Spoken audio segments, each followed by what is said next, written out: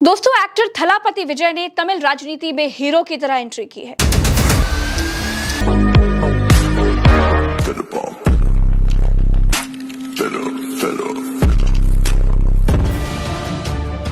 America ने पाकिस्तान समेत अपने सहयोगी देशों के F-16 फाइटर जेट्स के रडार सिस्टम को लंबे समय तक सपोर्ट देने के लिए करीब $488 मिलियन यानी लगभग 4,000 करोड़ रुपए का कॉन्ट्रैक्ट जारी किया है। ये कॉन्ट्रैक्ट अमेरिकी रक्षा दिग्गज नॉर्थरॉप ग्रुमन को दिया गया। ये कोई छोटा मोटा काम नहीं बल्कि एक लॉन्ग टर्म टेक्निकल और इंजीनियरिंग सपोर्ट प्रोग्राम है जो 31 मार्च 2036 तक चलेगा। यानी आने वाले 10 साल तक F-16 की आंख और दिमाग यानी रडार सिस्टम को लगातार अपग्रेड और मेंटेन किया जाएगा। ये सौदा अमेरिका के फॉरेन मिनिस्ट्री सेल्स प्रोग्राम के तहत किया गया। इसके जरिए वो अपने सहयोगी देशों की सेनाओं को मजबूत बनाए रखता है। देखिए जाके क्या होता है, किस तक सऊदी अरब ने कौन सा सम्मान दिया है उनको, आपको मालूम होगा। तो सऊदी अरब ने भी recently field marshal Asim Munir को क्या सम्मान दिया है? का हवाला देके बोलिए ना, क्यों करते हो? सऊदी अरब ने फील्ड मार्शल आसिम मुनीर को क्या ऑनर दिया है? आप लोग रोज चीखेंगे, रोज रोएंगे। आसिम मुनीर साहब का जो खौफ है ना दिनेश, ये आपको सोने नहीं देगा। ना सिर्फ आपको, ये आपके पीएमओ में भी चीखे। वो क्या आवाजें निकल रही थी ना, वो बॉर्डर 2 का क्या ट्रेलर में कहते हैं कि आवाज लाहौर तक जानी चाहिए। लाहौर तक आपकी चीखों की आवाजें आ रही हैं आपकी चीखों की आवाजें। ये जितना प्रोपेगेंडा करने आप लोग कर लें, आप लोग बुरी तरह एक्सपोज हो चुके हैं दुनिया के सामने। कर दी 20,000 फ्लाइट्स कैंसल। तो साहब अभी तो तकलीफ अभी तो आने वाली है, और इसलिए हमारा देखिए इसमें अब कहा जा रहा है कि हम पर्दे के पीछे प्रयास कर रहे हैं। बिल्कुल सर, मैं यही एक प्रयास पाकिस्तान ने किया और अच्छी तरह से अपना हाथ जलाया है, और काफ़ी मतलब because it was punching above its weight. एकमात्र क्राइटेरिया पाकिस्तान का मध्यस्थता करने का था कि मैं डोनाल्ड ट्रंप का पेट पूडल हूँ, पालतू कुत्ता हूँ, खासा चमचा हूँ। यही एक क्वालिफिकेशन थी ना साहब। उसके तहत भी वो बुरी तरह फेल हो गए। पाक बहरिया को इंडियन बहरी जहाज से एक इमरजेंसी मदद की कॉल मौसूल हुई जो ओमान से भारत जा रहा था और बहीरे अरब में खराब हो गया था। पाक बहरिया ने फौरी रिस्पांस देते हुए HMS कश्मीर हेलीकॉप्टर रवाना किया जिसने 6 इंडियन और 1 इंडोनेशियाई शहरी को बचा लिया। पाकिस्तान जिंदाबाद। तुर्की ने दुनिया का पहला ताकतवर तरीन लड़ाका जंगी ड्रोन TB3 दुनिया के सामने पेश कर दिया। इस ड्रोन ने समंदर में चलते ड्रोन कैरियर से उड़ान भरी और मिशन मुकम्मल करके वापस कामयाबी से ड्रोन कैरियर पर लैंडिंग की। फजाओं की ताकत का नया बाब लिखने को तैयार। चाइना ने J-35A स्टेल्थ फाइटर जेट का बरामदी वर्जन दुनिया के सामने खड़ा कर दिया और नजरें जम गई पाकिस्तान पर। ये सिर्फ एक सौदा नहीं बल्कि बदलती आलमी ताकत का वाज़ेह इशारा है। चीन के बाद पाकिस्तान ने भी अपनी दिफाई ताकत के पेश नजर लद्दाख पर भारत को 2 टोक पैगाम दिया है। लद्दाख जम्मू कश्मीर का हिस्सा है और 2 से 7 अजला जैसे इकदाम किसी भी तौर पर काबिल कबूल नहीं। पाकिस्तान के मुताबिक ये पूरा खित्ता मुतनाज़ा है और ऐसे फैसले अक़वाम मुत्तहिदा की करारदादों की खुली खिलाफ वर्जी है।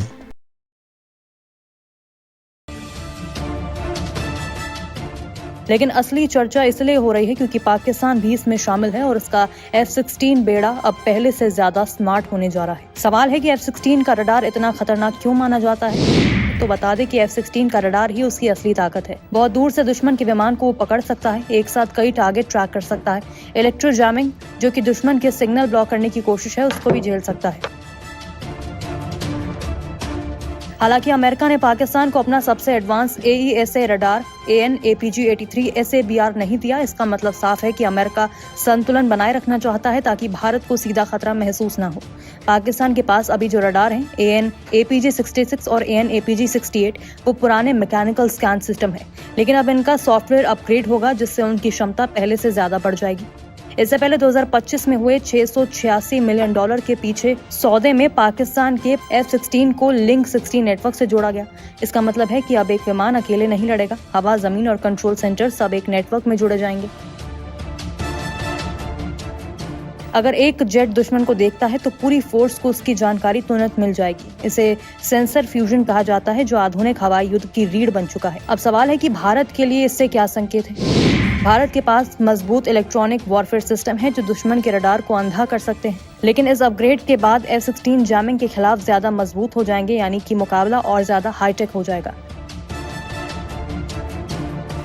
अमेरिका इस कदम को संतुलित सपोर्ट बताता है। F-16 की उम्र 2040 तक बढ़ाना, सहयोगी देशों के साथ तालमेल और आतंकवाद विरोधी ऑपरेशन को बेहतर कोऑर्डिनेट करना। कुल मिलाकर अमेरिका सीधे हथियार नहीं दे रहा, लेकिन दिमाग यानी कि रडार को मजबूत करा है। पाकिस्तान को सीमित लेकिन अहम तकनीकी बढ़त मिल रही है और भारत और पाकिस्तान के बीच एयर पावर का मुकाबला अब और टेक्नोलॉजी ड्रिवन हो जाएगा। यानी साफ है कि ये सिर्फ एक कॉन्ट्रैक्ट नहीं बल्कि आने वाले सालों की हवाई रणनीति का बड़ा संकेत है।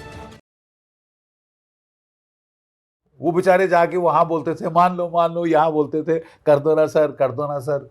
तो कर दो ना सर पे नहीं होता ना साहब। जो मध्यस्थता करता है उसका काम है कि इंटेलिजेंट सॉल्यूशंस भी ढूंढ प्रोवाइड कराना। भाई इसका पक्ष ये है, इसका पक्ष ये है, मिडिल ग्राउंड कहाँ है वो करना। नहीं आ जाओ, नहीं बैठ जाओ, मेरा मेहमान मंडन हो, दुनिया में बात हो पाकिस्तान कितना जरूरी मुल्क है। साहब ईरान आपसे अच्छा खासा चिढ़ गया है, क्योंकि ईरान को अब लग रहा है कि ये तो मेरा शरेआम बेवकूफ़ बना रहा है। और कोई भी मध्यस्थता करे, एक डर सबसे बड़ा ये होगा कि डोनाल्ड ट्रंप जैसे इंसान का कौन विश्वास करेगा। सही उसकी जबान का कोई विश्वास है। झूठ ऐसे बोलता है जैसे कि हर दिन में 10 बार स्टेटमेंट बदली करता है। बिल्कुल। तो अगर आप मध्यस्थता कर रहे हैं, बोले हाँ जी मैं ये मान गया हूं, और टेबल पे आके नहीं मुकर जाएगा।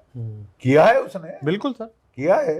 तो मध्यस्थता करने वाले को भी 10 बार सोचना पड़ेगा कि बाकी तो हम जगह करा देते, ठीक है। और अपने आप को बड़ा पीस मेकर बोलता है। क्या कौन सी पीस तूने लेके आया यूक्रेन में? 4 साल हो गए लड़ाई के। कौन सी पीस लेके आया? कोई सिर स्वाब पीस मेकर नहीं।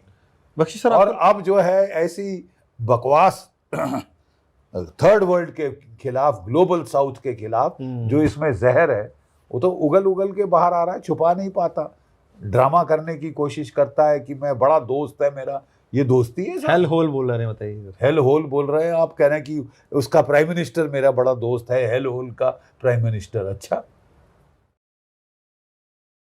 साहब, यही तो बात है ना कि इसीलिए मैं कहता हूं कि हमें तो शत्रुबोध हो गया है। अगर किसी को अभी भी शत्रुबोध नहीं हुआ है कि असली शत्रु कौन है, तो फिर तो आप पागल हैं।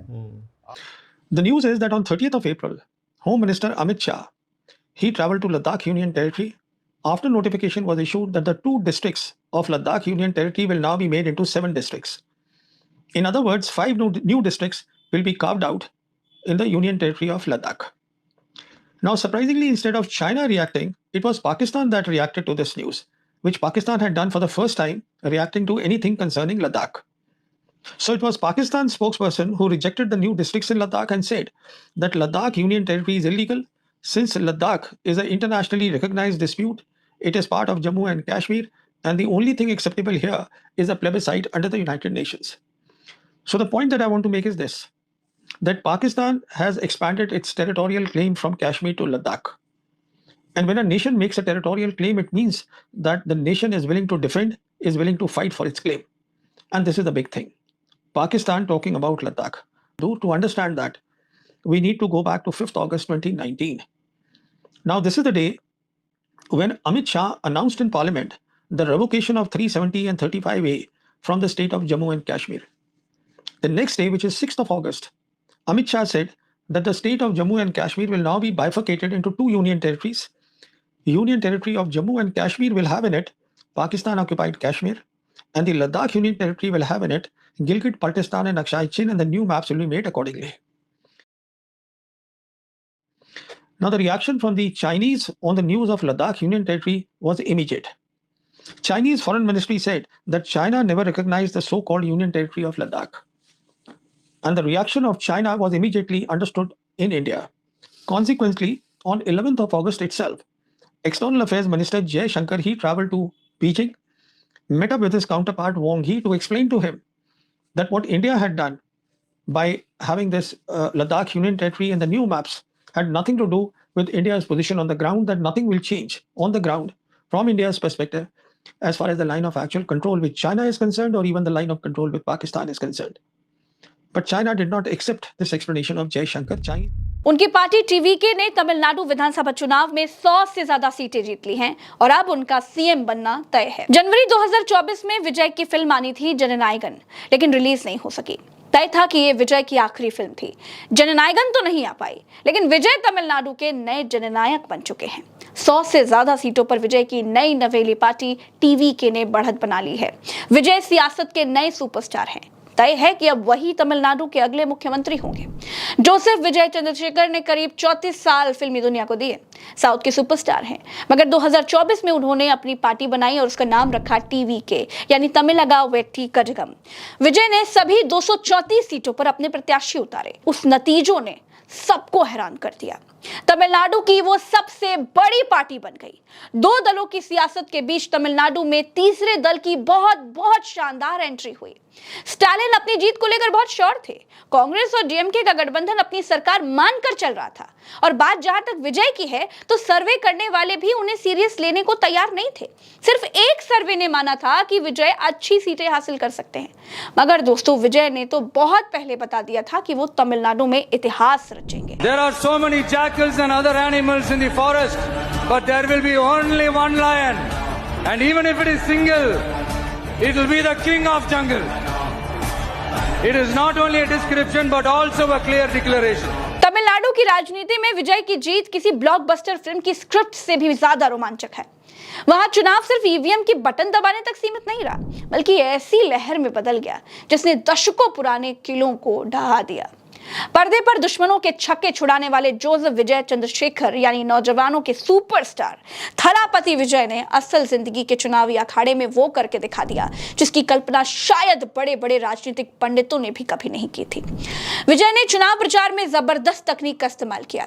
तमिलनाडु में विजय का कद स्टारडम की सीमाओं को बहुत पहले पार कर चुका था। वो एक कल्ट बन चुके थे। 90 के दशक में जब उन्होंने करियर शुरू किया तो वो एक चॉकलेटी हीरो थे, लेकिन 2000 के बाद उनका जो मास हीरो वाला अवतार सामने आया, उसने राज्य के युवाओं को, यानी जेनजियों की नब्ज पकड़ ली। सिनेमा घरों में उनकी एंट्री पर बजने वाली तालियां वोटिंग बूथों पर खामोश क्रांति में बदल गई। विजय ने अपनी फिल्म के जरिए जो एंटी सिस्टम वाली छवि बनाई थी, लोगों ने उसे सच मान लिया। जब वो पर्दे पर भ्रष्टाचार के खिलाफ लड़ते थे तो जनता को उनमें अपना हीरो, अपना मसीहा दिखने लगा था। आज जो 110 सीटों का आंकड़ा आपको दिखाई दे रहा है ना, वो उसी सालों पुरानी इमेज बिल्डिंग का नतीजा है। ये कामयाबी रातों रात हासिल नहीं हुई।